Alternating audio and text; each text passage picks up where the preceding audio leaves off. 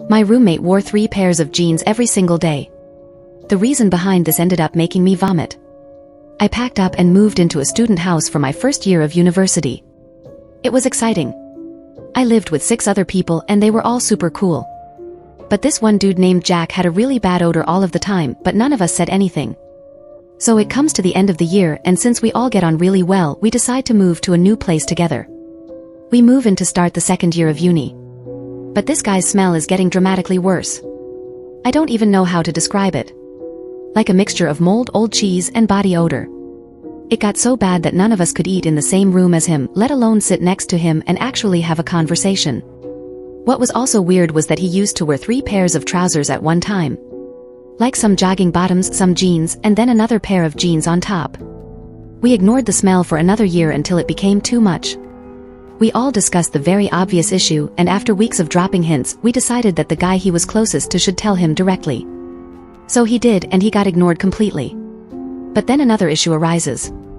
We not only get mice, but a bed bug infestation. It was horrific. Our landlord called out an exterminator who had to go in all of our rooms to fumigate. Jack got pulled aside and spoken to individually. Everything seemed okay, and they said they'd be back in 10 days to make sure it worked. Jack still smelt really bad, but that seemed like the least of our troubles. Then suddenly Jack disappeared, saying he had gone home for a break. In the middle of the academic year. Anyways, the fumigators come back, and me and 2 other girls were in the living room letting them do their thing when the men come downstairs. I will never forget this conversation. Guy, have you noticed a strange smell about the guy in room 3? Me, yes, since we've known him. Guy, how would you describe that smell? Girl, poop. Guy, yep. We all went white and stared at each other in disbelief, thinking that he was trying to wind us up. But no, not only was his room crawling in bugs and all sorts, he was pooping in his room in 7 suitcases and using his curtains as toilet paper. The bathroom was next door to him. The men proceed to bring down all the evidence and go through every item in the garden. They were clearly also in shock because they kept nervously laughing and gagging when they found a huge lump of turd or really badly stained jeans covered in poop.